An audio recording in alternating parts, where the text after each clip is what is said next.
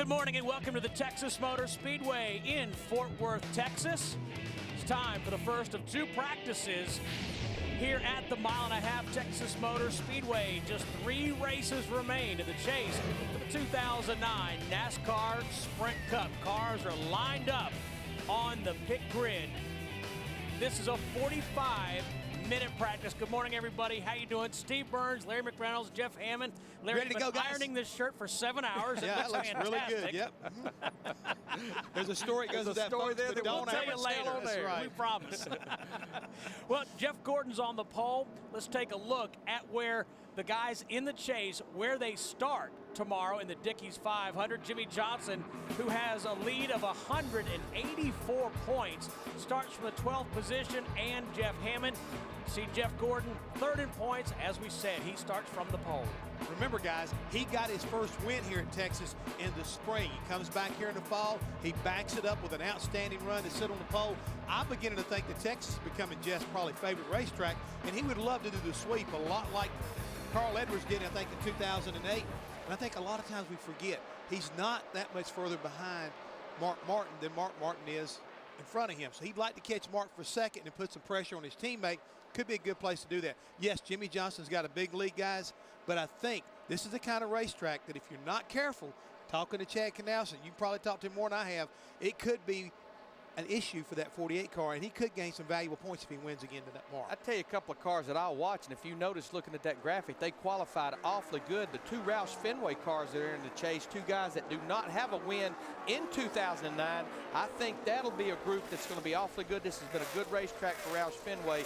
But this practice, if there's one of the racetracks we go to where the scenario is so different from qualifying to race. Yesterday, it was about bailing the car off in the corner at over 200 miles per hour, picking that throttle up, and certainly practice to get ready to race is about speed, but now you've got to get comfortable. This place is so fast, the transitions into the corner is so unique and so tough.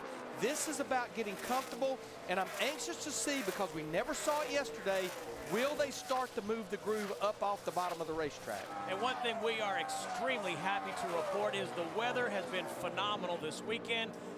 Temperatures yesterday, nice breeze, close to 80 degrees, and it's just going to be great throughout the weekend. No threat of rain. I'm glad you're bringing that up, Steve, because this is a pretty early morning practice. I mean, when you think about 8:45 here where we're at today, it's really cool. It's cool out there. This racetrack's going to have a lot of grip to it.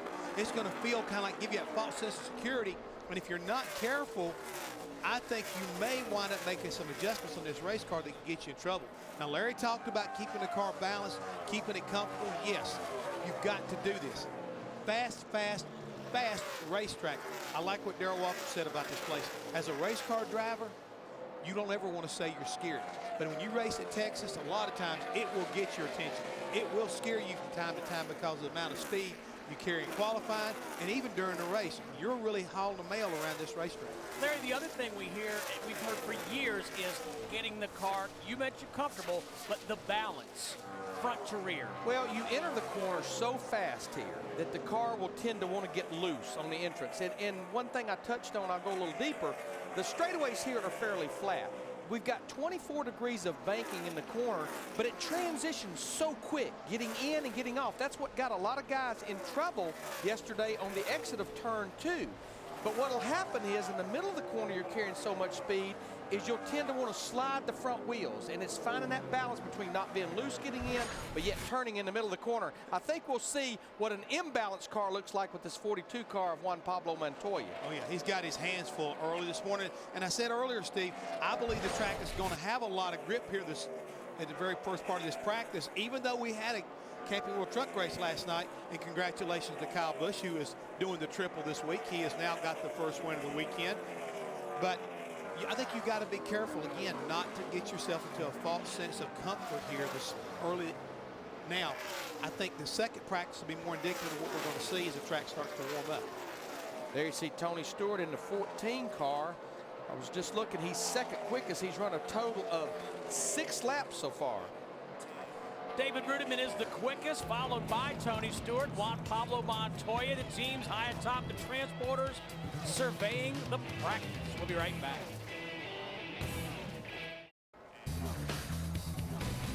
Speed's presentation of NASCAR Sprint Cup practice from Texas is brought to you by Lumber Liquidators, hardwood floors for less. Just 6.5 minutes into a 45-minute practice. We had a 90-minute practice yesterday, and turn 2, as my broadcasting hero Ken Squire would say, was Calamity Corner. And guys, it was just almost identical. You see Max Pappas hitting the wall. Just a minute in, Jamie McMurray hits it. Yeah, I think it just totally caught everyone off guard. There's David Ruderman, who actually is fastest in this practice so far. And Denny Hamlin, that's about as close as you can get and not hit it. It's the 09 right there, Mike Bliss had to go to a backup car. This is one of the hardest licks all day. 31 of Jeff Burton, brand new race car, destroys that car. Again, had to go to a backup car. We mentioned Mike Bliss had to go to a backup car. You saw Max Pappas. We had 4 cars that did not qualify. Tony Raines, Dave Blaney, and Max Pappas, including Mike Bliss, the 4 cars that did not qualify for this show. Let's go into the garage area and join Bob Dillner. Well, Steve, the reason why we are showing you the rig for the 24 team is because that is where their winning car from the springtime here at Texas sits.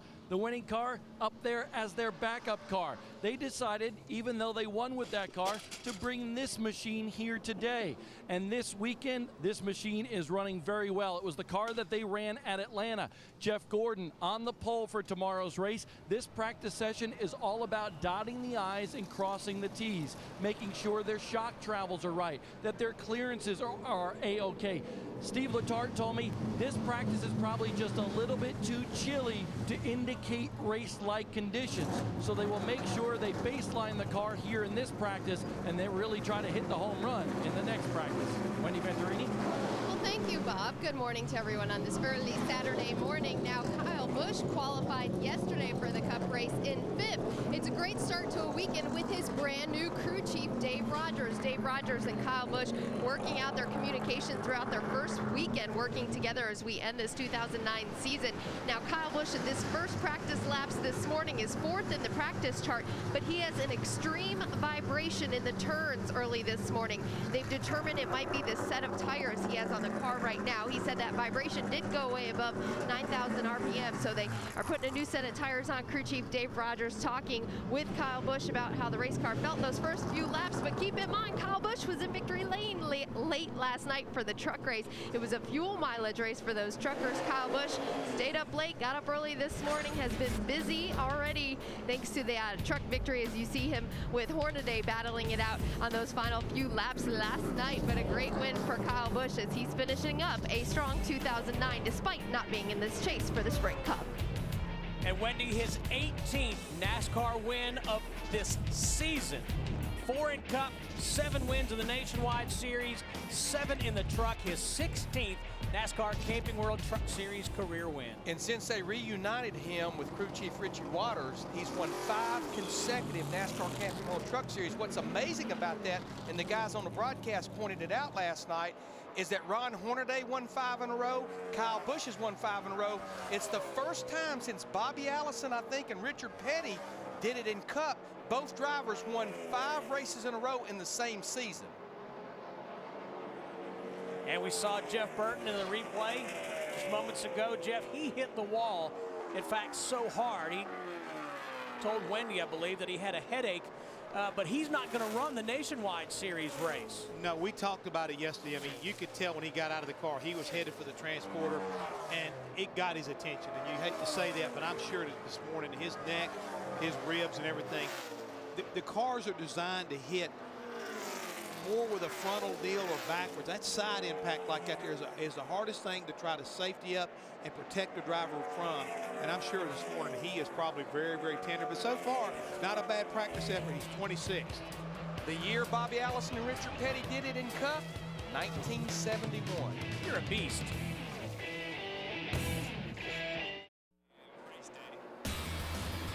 Just 3 races remain in the chase for the 2009 NASCAR Sprint Cup title. John Roberts, Jimmy Spencer, Kenny Wallace, Wendy Venturini, and Hermie Sadler get you ready on NASCAR Race Day, built by the Home Depot tomorrow, live 12:30 Eastern. Hey, Larry, I was watching that commercial that showed Steve Letarte and had a graphic that said NASCAR Performance and Special Part.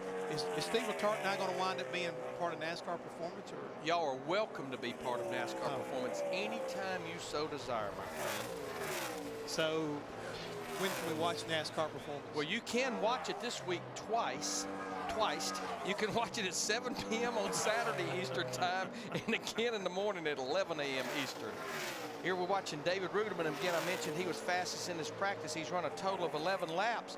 Now, Casey Mears has run the most laps of anyone at 20. A couple of things about this practice. You heard them reporting about Steve Letarte to be a little careful about the conditions. This race starts about 2:30 local time. It will end in the twilight or close to dark. So this is probably a little better practice, even though there's not a lot of rubber on the racetrack yet, to maybe get a feel for what your car will be like late in the race tomorrow. The other thing, 500 miles.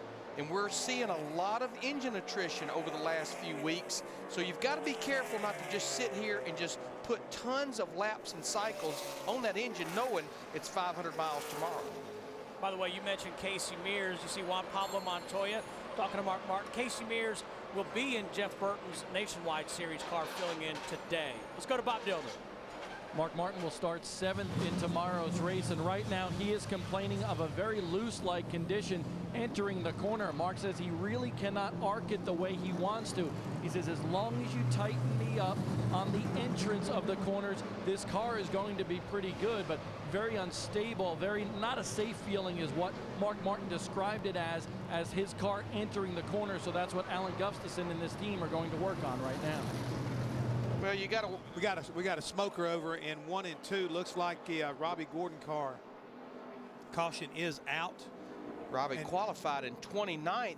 Jeff, that almost maybe has a look that it is possibly engine related. Look okay. Everything looks fine. Everything looks fine. Okay. Yeah, we got something major going on here. Something major going on here.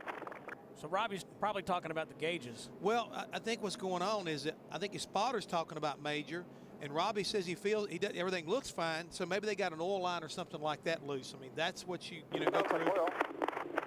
The oil cooler, like we had trouble at the road course. Doesn't have a hole or something. Now, Robbie's run a total of 4 laps. You know, a lot of times at a place like this for qualifying, they'll do things like bypass the oil cooler. Right. As you said, Jeff, possibly could just be a line issue.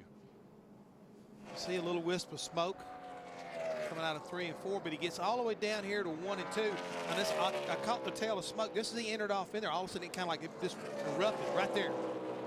You see the smoke coming out from underneath the front part of the car all the way out the back. And you know, Larry, he says he didn't have any oil come underneath the tires, so you got to believe maybe he's got an oil line loose and it's just getting on the headers. Under caution here, the Texas Motor Speedway. We'll get the track cleaned up, come right back. Glad you're with us here on Speed. Oh, look, Larry Mack, just to the right of the center of the picture, the LSU flag for your Crimson Tide. And it will happen in about 5 or 6 hours from I thought now. Larry Mack was going to set off a riot at trackside last night. All those Longhorn fans. They didn't really like that Alabama beating your chest here. They're not going to like it a whole lot more in the future. I promise you that. You know what? He is not even out of Texas yet at all, and he's still talking smack. He's a confident man. Bob, you need to help us up here.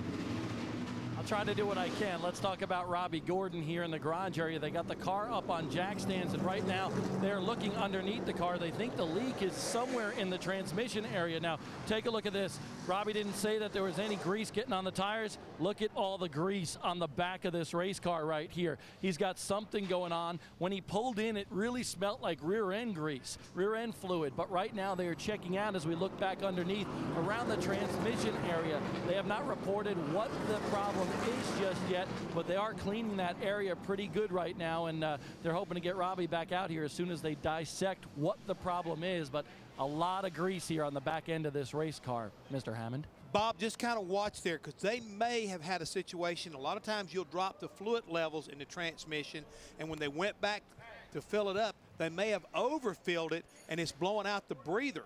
All of a sudden you get a little heat in it, it starts pushing, and it may push it out the top of the breather in the transmission. That might have been what we were looking at. Just a thought. I've had that happen before. You get a feeling that something didn't get reinstalled or done properly after a qualifying procedure. Exactly. That's exactly what you're right, Larry. And the other thing is, Bob, when you wipe on a man's car like that, go get you some wipe balls and Windex and clean the back of the car for him, will you? Yeah, I will have to do that because I just made a mess on the back of the number 7 car. But exactly like you said, Hollywood, Doug Richard just told me that they think they might have overfilled either the transmission or the rear end a little bit, and that's what's leaking on this race car. So good diagnosis, Mr. Crew Chief.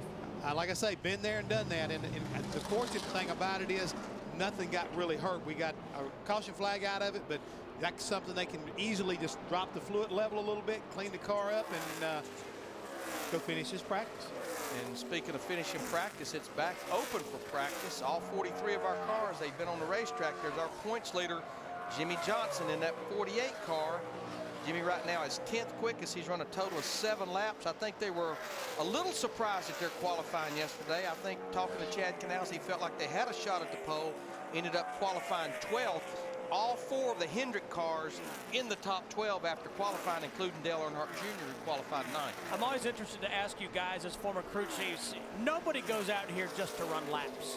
Everybody has a game plan, so let's differentiate this practice from the one that follows. I think we documented a lot, Jeff and I both. This practice is maybe more about trying complete packages, maybe a whole shock package, maybe a front spring package.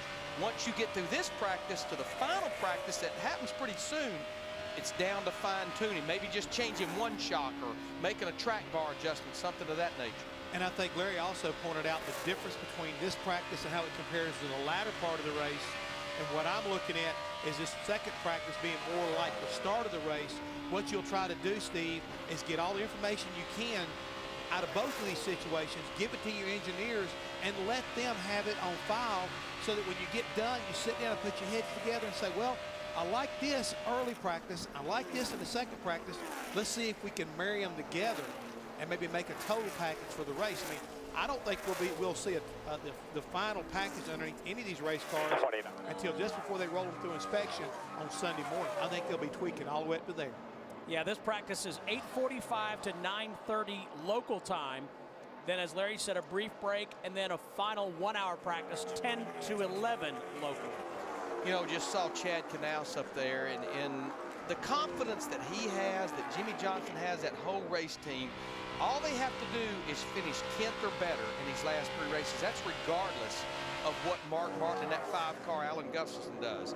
And when you look, they have top 10 finishes in all 7 of the chase races. Here's a number that blows me away about this 48 team. 288 starts they've had together as a tandem. Crew chief, driver, team, the whole package. 288 starts. Aside from the 46 wins, they have 178 top 10 finishes to call theirs. That is a page popper, my friend. That is. Hey, get you some of that, Steve, and then on top of that, take a look at his career stats here at Texas alone. Big number there is 6, as in 6 top 5 finishes here at Texas Motor Speedway. Stay with us here on Speed.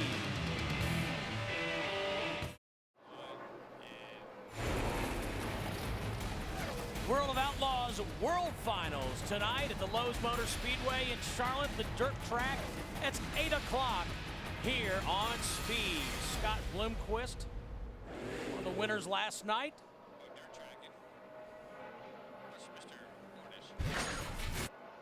Sam Hornish, there it is, Calamity Corner. Hang on, Whoa. Sam. It almost seems like every car that we've seen get in trouble over there over the last day and a half, they've been just a little bit up out of the groove. Not completely up out of the groove, so it's almost like you get your right side tires up a little bit. That's where you get in trouble. I've been watching my man Juan, and there's a few drivers we can always anticipate that will start moving up the racetrack. Juan Pablo Montoya is one of them, Dale Earnhardt Jr., Michael Waltrip, a couple others. But especially as we follow him down the backstretch, I've watched him really start to try to move the car up in turn 3 and 4, about the middle of the racetrack. They'll be rim riding tomorrow, but we're starting to see it move up, and I think especially after that 300-mile Nationwide Series race. Martin Truex Jr., another one that likes to go to the high side. Juan finished 7th here in the spring didn't get the qualifying run they were looking at. He told us last night on trackside that he's never really got a good qualifying run in here. He's going to start about mid-pack 20th. He's a fun guest. He is that. But you can hear right there what we mean by the RPM. It's that sustained, just a hanging RPM, and that's what's so hard on these engines. He just got loose again. Of course, you know, looking on board with him, it looks nonchalant, but.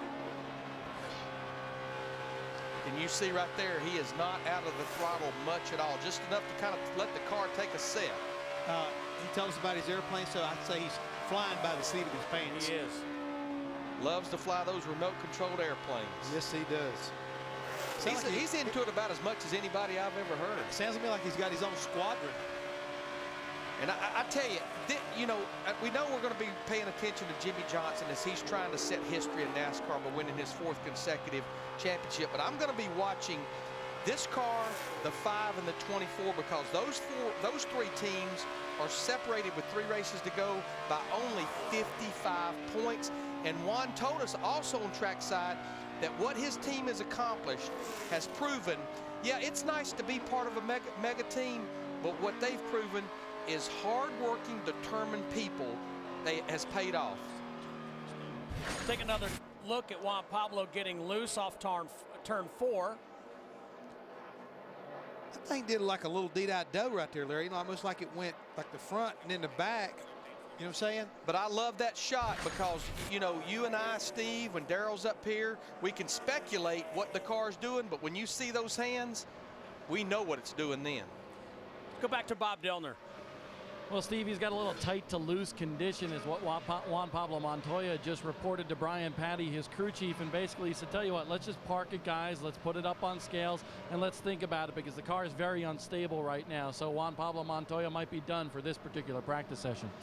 He's only run a total of 11 laps. His fast lap was the first time out on the racetrack at a 28.99. The last lap he ran was a 29.75, which honestly, looking at the timing chart, for 11 laps is still not a bad lap. No, it's not a bad lap, but I think right now Brian Patty may be making a really good call. Let's just slow down here a second. Don't panic. And let's evaluate what we've got, check our tires out, see where we are. We got another hour, and the track's going to be a little bit more like it should be in race conditions tomorrow at the start of the race, and we'll work around that. Taking a look here at the 88 car of Dale Jr. He normally likes to run up around the top, guys, but he's still hugging that white line.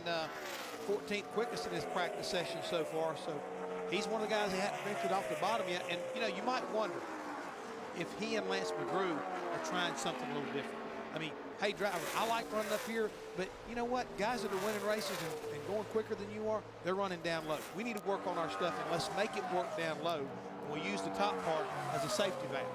Junior's going to start 9th tomorrow in the Dickies 500. I mean, it's been a pretty good race car for him. He led a lot of laps in his car back at Kansas. Until he had the engine problem, he led 41 laps in this car that Lance McGrew built it from the ground up for Indy.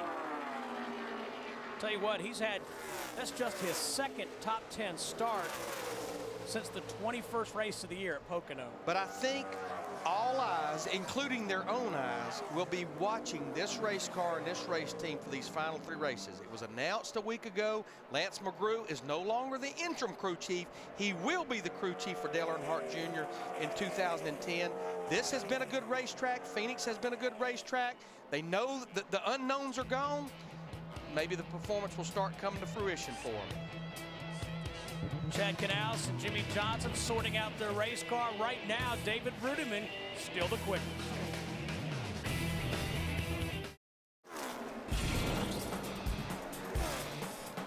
NASCAR on Speed broadband for all you hardcore NASCAR fans. Visit the video section of speedtv.com or NASCAR.com. We are 33 minutes into a 45-minute practice. Denny Hamlin, this Joe Gibbs FedEx Toyota. Got more trouble right there, right in front of the track. We see smoke. He's clear. You can drop down. Now there are issues here because this is John Andretti. They lost an engine after 5 laps in practice yesterday. He's the slowest car in this practice this morning. He's run 11 laps, and it looks like maybe it has struck again in the 34 count. bittersweet day, this 22nd wedding anniversary. It's not the way. It is his 22nd anniversary. That is he and his wife Nancy. That is not the way you want to spend your anniversary. No. Coming in the garage here, guys. You may have to come get him. So caution out. Yeah, 10-4. Go get him definitely there, guys. Mark. Let's back him on in here, start getting it out. I think they've already made the decision that, and they have acknowledged that we have another engine failure here. And Larry, once again, it almost looked like, to me, it could have been almost like a burnt piston or something. The way the thing started, like oil coming out the exhaust pipe. He didn't like the bottom end come out. It didn't look like it to me. Doesn't mean that I'm right. So take a look here at the 39 car here of Ryan Newman. And Wendy, I don't think he's real happy with his race car. No, it started out that he said the car wasn't happy, and now it's turned into he's not happy. He has no confidence in this race car, according to the quote from Ryan Newman on the radio. He began this practice a little tight in center of 1 and 2, but it was really bouncing. He told his crew chief, Tony Gibson, they really need to work on that ride. They're 20th in practice right now. The second run out, he said it made it about 40% better, but when it hits the bumps, it pitches the nose and the car gets really squiggly. It made it a little bit tighter off of 2 when they made some adjustments, and this last run out, his third run of this practice session, he said we really need to fix that entry, and that's when he mentioned about having confidence in the car and not having any confidence in that race car right now. They're making a spring change along with some other weight, moving some weight around. Crew chief Tony Gibson talking with Ryan Newman, hopefully get some more speed out of this race car. And you know what, Larry, you've worked with enough drivers just like I have. When a driver tells you he doesn't have confidence in his race car, man, it's time to basically throw everything at him, including the kitchen sink, because you got to do something to get that confidence back. Steve, we keep harping on how fast this racetrack is, and the fastest part of this racetrack is the entry of these corners. If you haven't got confidence to drive it off in there, man, it's going to be a long, long afternoon. You got to have confidence to drive it in the corner. You got to have confidence that you can turn the steering wheel, and it doesn't sound like he's got confidence to do neither. Now that's my kind of horsepower. I would say. Hey, you know, I was thinking while Wendy was talking about Ryan Newman, the U.S. Army strong. I was watching Fox News this morning, and I saw a Major General from Fort Hood. You see the flag there at half-staff in respect and condolence to the families of those who were affected by the tragedy at Fort Hood, which is just 145 miles from here. And this Major General said, we're resilient. We're strong. We're Army strong. And, you know, I thought about that. 13 people killed, 12 soldiers, 30 other soldiers injured. And we mentioned it yesterday, but it bears repeating because, again, our thoughts and condolences. The state of Texas has heavy hearts here, as does the entire nation. But, again, to hear that Major General talk about their resiliency, I thought was a testament to their strength. And I think right now when we sometimes take for granted some of the mottos that our military kind of live by, but it means so much. Those codes and those beliefs right there carry them through tough times, just like this one at Fort Hood right now. And, you know, I'll never underestimate the power of the word, because I see these men and women each and every day live by it, They live and die by it, and keep on going. So, you know, you've got to have, you know, a lot of faith in what that general is saying to be true. Well, I think you also said it yesterday, Steve, and it bears repeating. I look at this infield, probably 50 or 60,000 people in it. Tomorrow there'll be another 150,000 in the grandstand.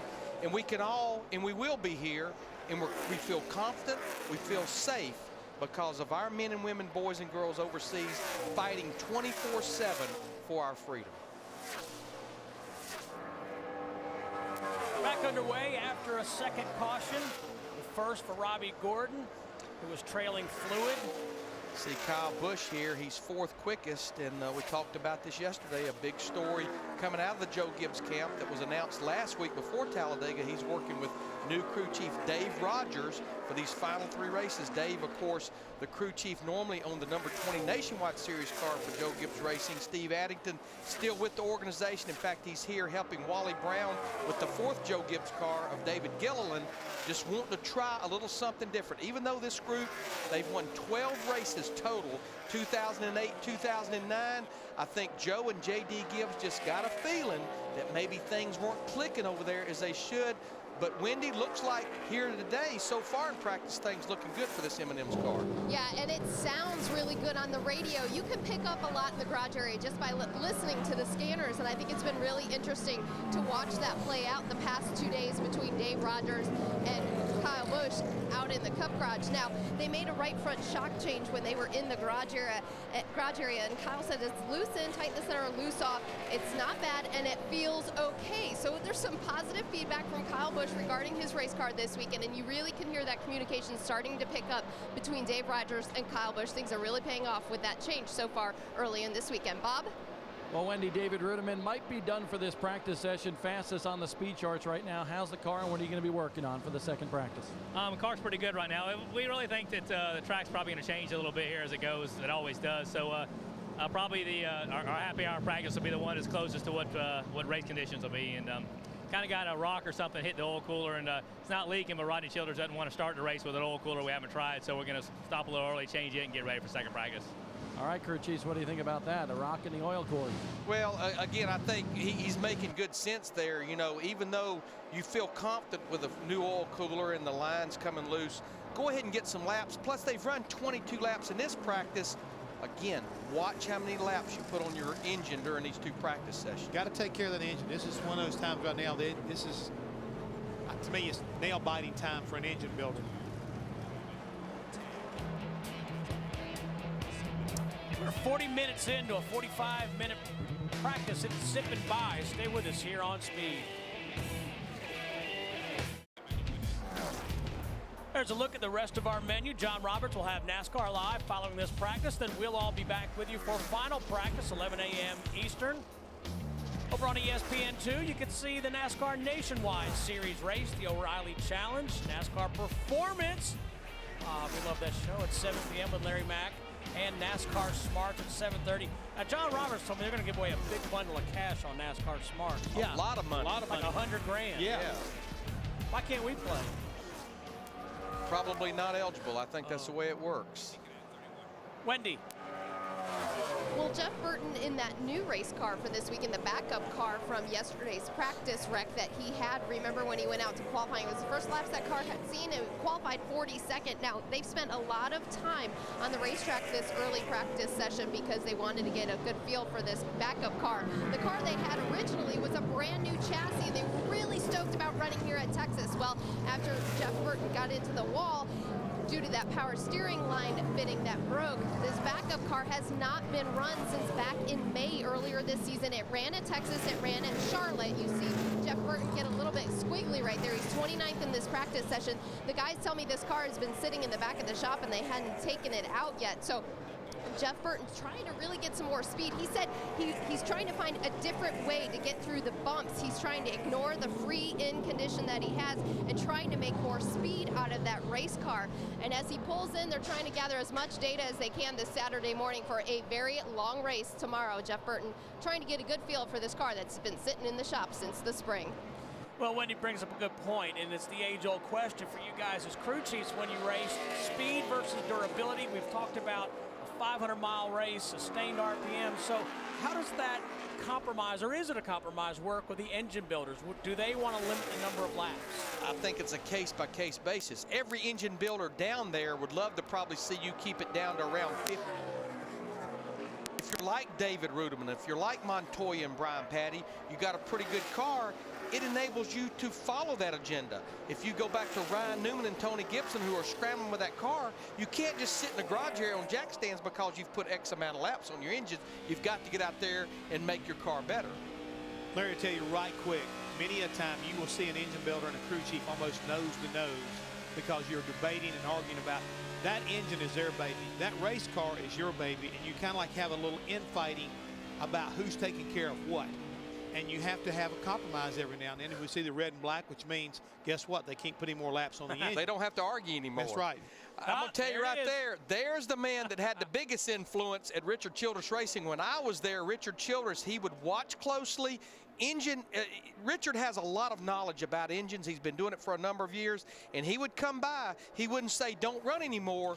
but he would look at you and say, you know what, you've got a lot of laps on this engine, let's just think about it. Bob. This is a nice way of saying don't run anymore. Yeah.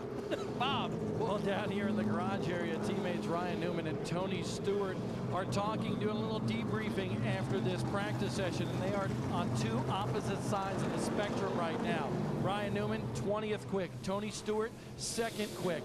Tony Stewart's got 16 laps on his car during this practice session. His fastest lap came in lap number 2.